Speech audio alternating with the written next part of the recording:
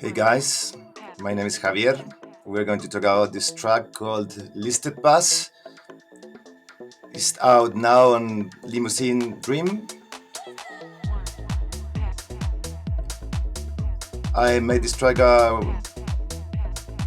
maybe you can see December 2023, and I sent it for a contest for the people who took the magnet course from Gene on Earth, and he picked this one for this year's release.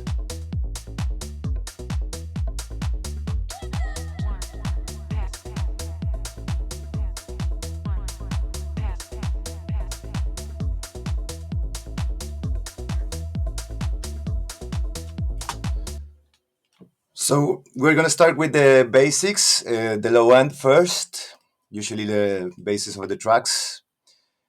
As you can see, I group kick and bass together. Usually, sometimes I put an EQ on the or maybe a drum bass with a little bit of processing. But in this one, I didn't use anything, so it's a little bit clean. Maybe picking that kind of old school unprocessed sound. Um, the kick is just a simple kind of 909-ish kick, mono, and a little bit of the Alicia envelope that it's a favorite of mine. Uh, it's a transient shaper. With this kick, I used a little bit of sustain, but I think it was just to kind of get a feeling of the groove. This is the sequence of the bass. It's just a simple sequence. I think I made it with the MDD Snake, but I recorded it, and I used this Roland SRX dance with this square kind of bass. Processing, what else do I have? I have just an EQ taking out high frequencies and the usual LFO to bounce with the kick. Sometimes it's useful, sometimes it don't. I think in this one, I think it got like it gives the low and the groove.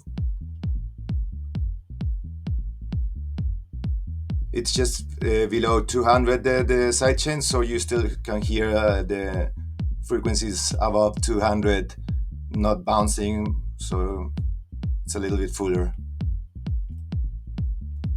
So it's pretty simple. I think it's working for the majority of the part of the track. For the drums, so the full drums with the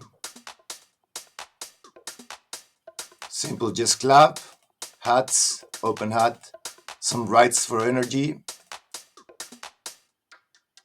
a perk loop, some bongos, and some like weird percussions. For the claps, nothing fancy, just EQ, maybe trying to bring those frequencies out because I felt too a little bit of saturation, but nothing. I don't know if it did it help or not, but sometimes you just put stuff.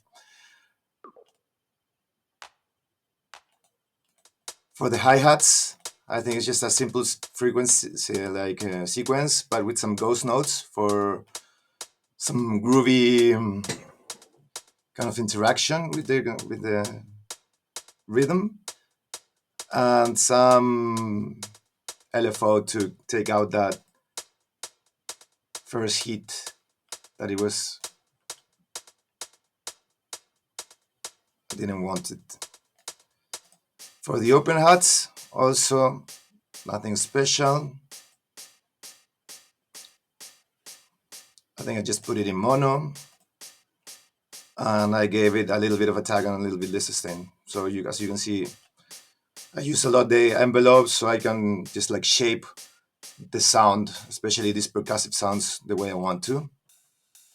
For the rights, I wanted some movement because the other ones I was a little bit like on the center, but with the rights I wanted to give some more energy as a little bit more movement on the high frequency area. So you have autopan in EQ, cutting out whatever I didn't want it. Echo and a phaser and a flanger, phaser flanger a little bit. I think it's 50-50. So it gives a little bit of movement from side to side and a little bit of movement to every hit, so it's not that stale. I also did that for the perk loop. Um, this is something that I started using a lot after the course. It's using phasers on percussions, so they are not really all the time the same. So I think it's moving just like a not with the beat, but it's on a little bit of mix, so it gives a little bit of movement and nothing, just an EQ to see where the frequencies were hitting. For the bongos, I think I also used a phaser and a flanger. I cut a little bit of a frequency that I didn't want it, and I also used this LFO2 to lower down that heat. Maybe I just didn't want it to. You can do it over here, but I use a lot the LFO tool to use that. Whatever like a heat I don't want, I cut it down here. An interesting thing that I did, it was play with the track delay with this one. I think 150 is just like a 16th note or something like that for 131 BPM. So it's not hitting on the beat, it's hitting a bit before. You can do it the way that you want. I just was watching a tutorial and they used this technique and it worked for the groove.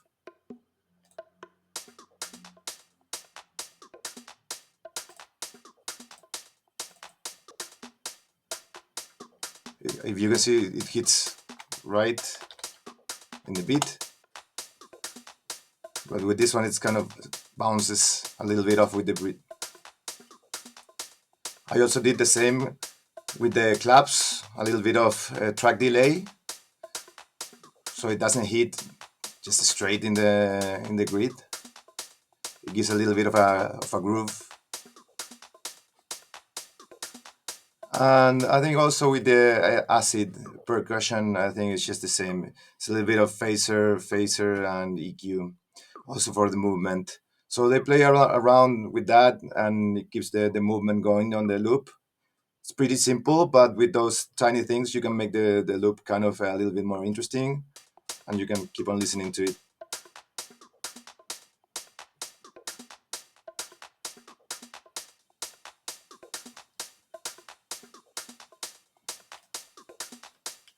You can see also some like different variations on the claps, on the kicks, to move the track around.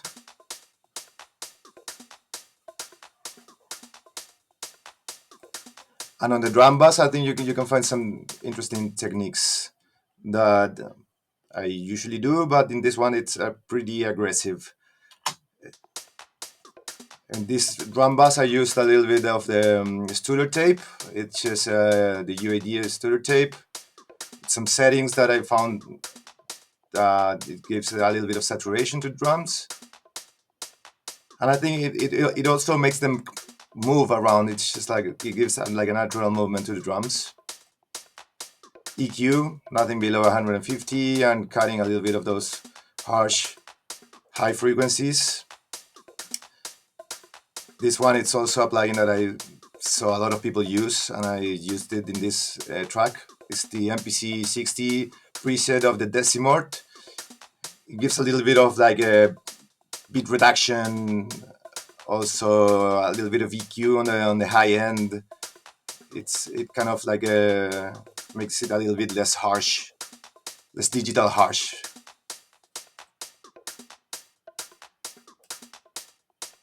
It makes it a little bit softer on the high area. With this one, it's again the Alicia envelope. If I cut it,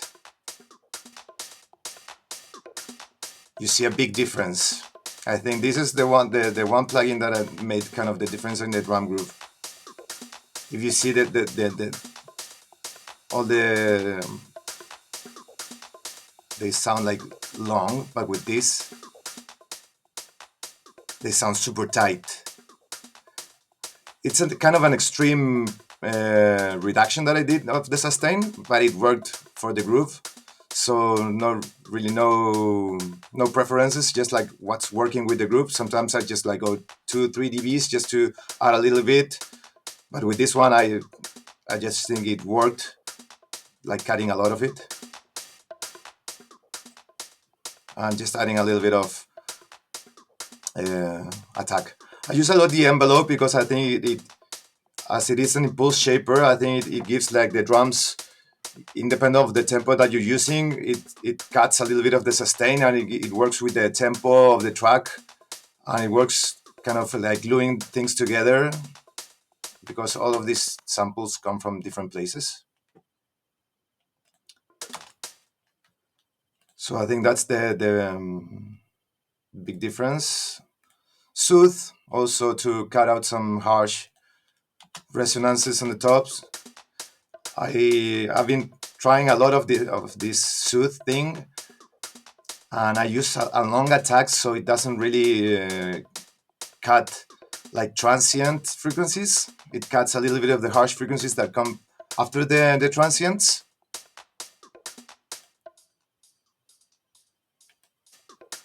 It's been working out for me.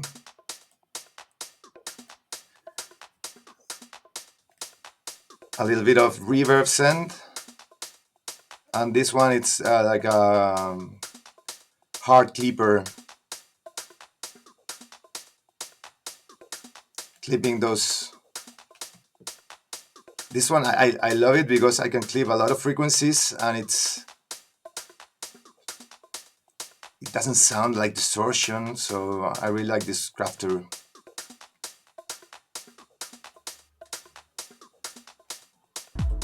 So you can have now what we've been talking about.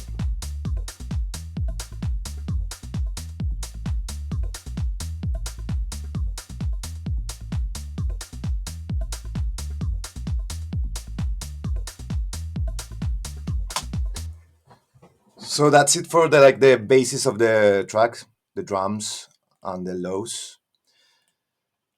For this synth, I was also working with the Roland instruments. This one with the TV 303.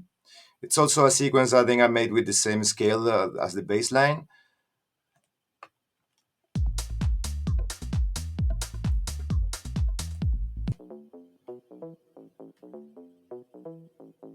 Just with some LFO for bounciness with the kick and hybrid reverb.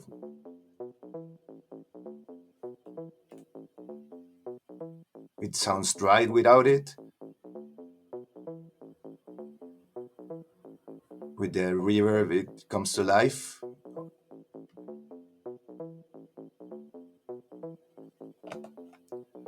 This one is another like a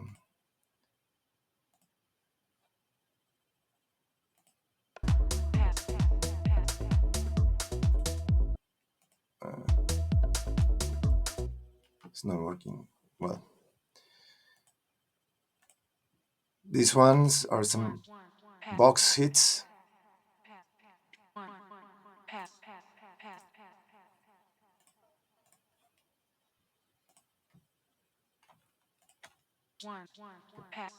Delay and echo.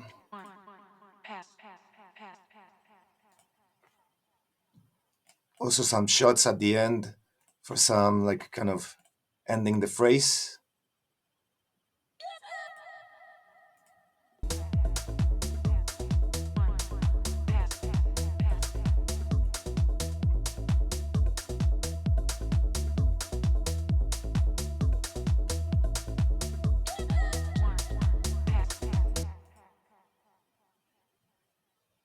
This simple string, I think it's just like a super easy trick, but I think it works in house music always. It's just this string kind of giving tension to the track. It grows.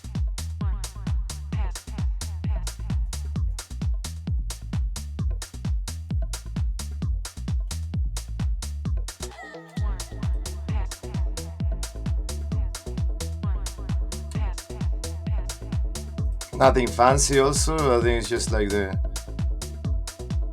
I cut a little bit of the stereo because if I don't use it, it's phasing.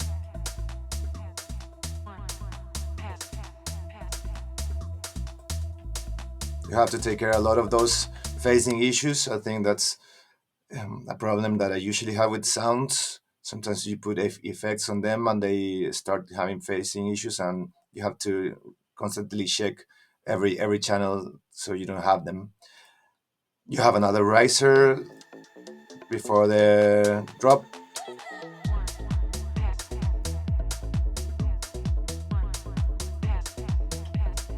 Those are tiny kind of details to give a little bit of tension to the track, and so the people kind of expect the drop. And then, for example, in the second break, I did something different.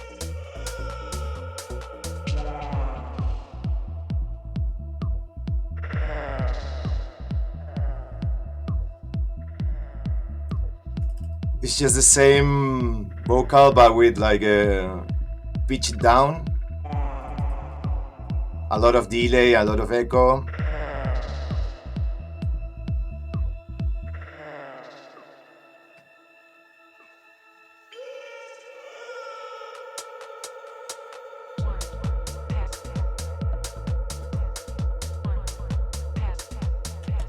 So that's an old trick, but I think you can find it a lot in music. And it's like a for a change. You have the first kind of like a normally pitched down vocals, and then you just like put this slow motion, pitched down vocals that give the track a different flavor, like kind of a B side of the track. So in the structure, you have the intro, you have 32 bars of kind of build up, then you have the first breakdown, a little bit more simple, introducing the 303 synth. Then we have the B section with the 303 sounding, um, and it's a little bit more energy. You have the string kind of giving that. You have the 303, and you play around with the drums.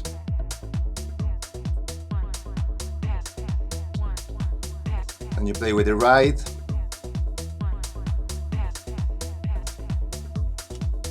Then you have a second break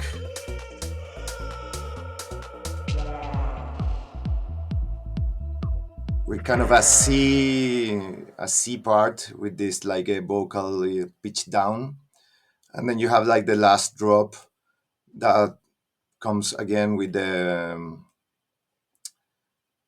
same, and we also introduce another synth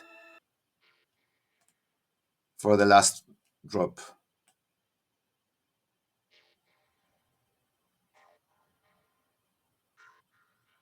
It's also a little bit of a staff with some movement. If I take down everything, it's just a simple staff.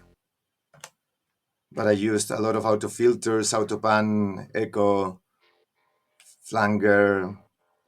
This is link filter, so it has more movement in the frequencies. I think I also checked down the cut down a little bit of this. I wish I didn't because I think it kind of lacked a little bit of this.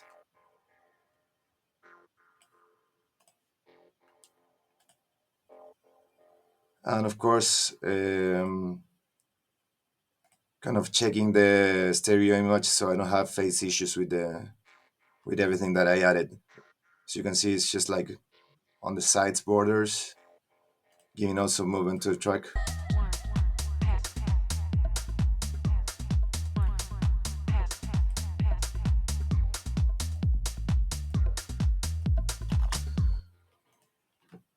One thing that crashed now, I didn't. It's just like that sequence that you can find in the track, and that it's just like also giving a lot of the groove. But it's also a sequence that I had, as you could see, sometimes this MDD isn't like it crashes, and I wish I recorded this sequence, but yeah, it's Maybe I can put some random.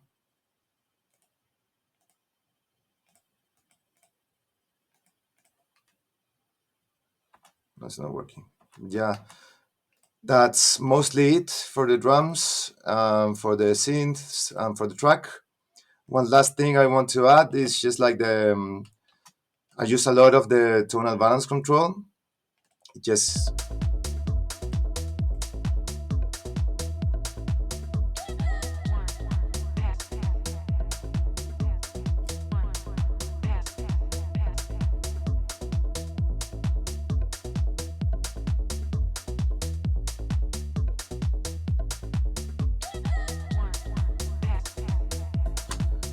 tonal balance control. I use it a lot. Like I get my references and I try to songs that I like how they listen, how they sounded in the club, and I try to make my own kind of visual reference. So I mix my tracks with that kind of framework, and that way I can kind of trust my visual side of it. I can trust my the way that I think it sounds, but also based on what I think it works. So it's always a mixture of those two things. So I think that's it. Hope you enjoyed this little breakdown. Ciao, ciao.